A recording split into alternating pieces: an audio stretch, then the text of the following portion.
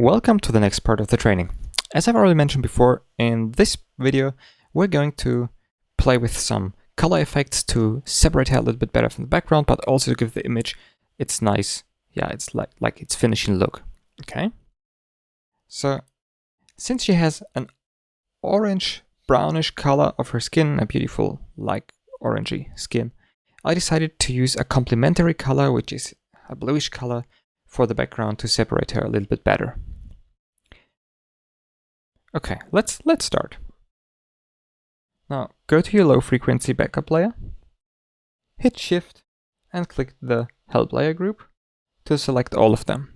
Now hit Command G to put them all into a group and call the group maybe like Retouching.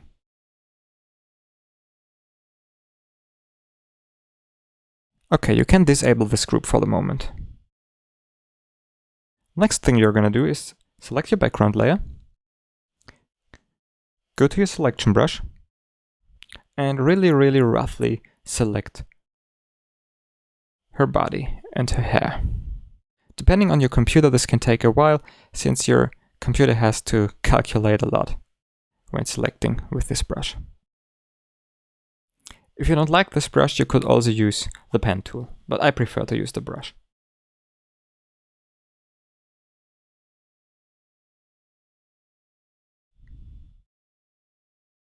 I only use the pen tool if the brush simply won't work. Okay, if something like this happens, simply press Alt and bring your selection back in. Select her hair. Don't miss the skin down here. That's fine. That's fine. I'll make this a little bit more nice. Hit Alt, deselect this part. Okay. And now we're going to refine this by hitting Refine.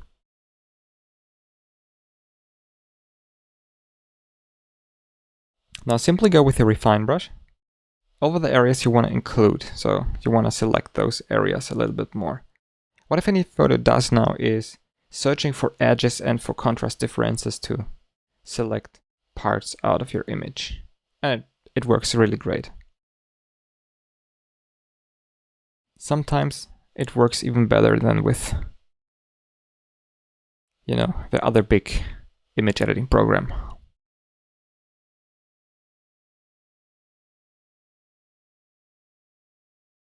Okay.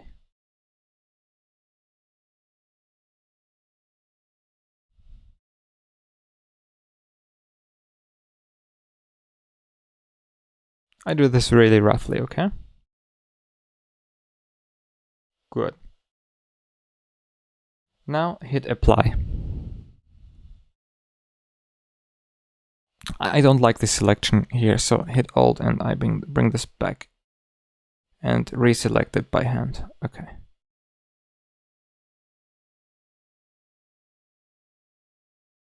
Next thing I'm gonna do is creating a mask by hitting the symbol for the mask.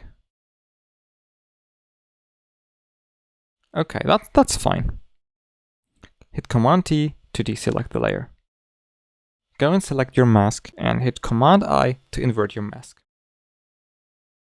So now you can deactivate your background layer since you won't need it right at the moment. We just wanted to create a mask. Reactivate your retouching layer.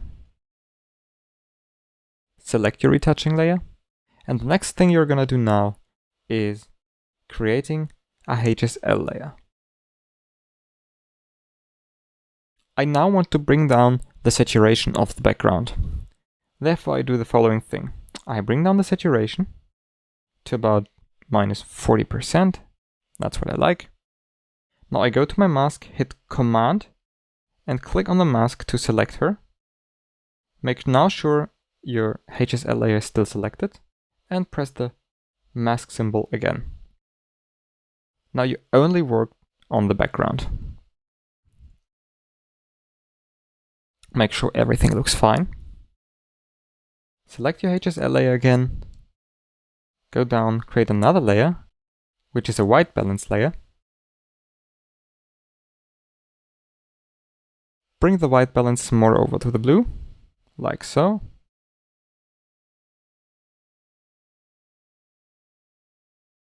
And the tint more over to the greens, like so. Okay. You can close this down. And now do the same thing as we just did before. Select the mask, hitting Command, clicking on the mask. Make sure your white balance layer is selected and create another mask. Hit Command D to deselect her. And of course, this is now by far too strong, so put those things into a group by hitting Command G. Selecting them and hitting Command G. Call it color or background color.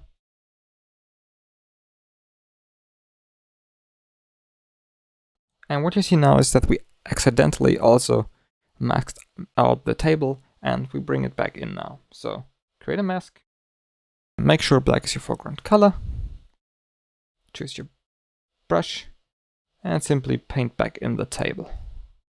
Because I do not want it to be cold and look weird. So here you have to go with care, since the edges of the table could look weird if you don't work carefully. Okay, that's enough for training purpose. Now, choose your overall group and reduce the opacity down, because the blue simply is too strong. So go down to 0 and bring it up till you like it. Like so. Yeah, I like that. And now you can activate and deactivate your layer, and you will see much more pops out from the background. Close this group down. And now I want to do some further refinements. Next thing we're going to do is selecting the color group again, creating a new layer, a curves layer. I want to have some more contrast in the image, but really slightly, not too much. Just bring a little bit more contrast into the image. And yeah, so you bring contrast in by darkening down the darks and lightening up the highlights. And since I'm not a big fan of oversaturated images, I now go create another HSL layer and take some saturation out of the overall image.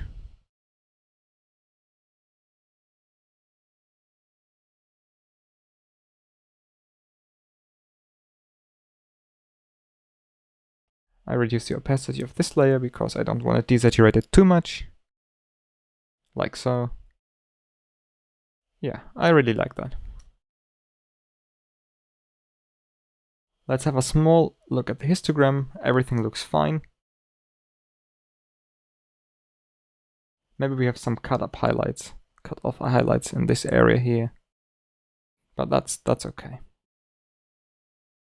What you're finally gonna do now in the next video is having a last look over our image for maybe we find something that we have to enhance or to do some corrections on. So the next video will be the last video where we will do some final corrections, and that's it. So see you in the next video.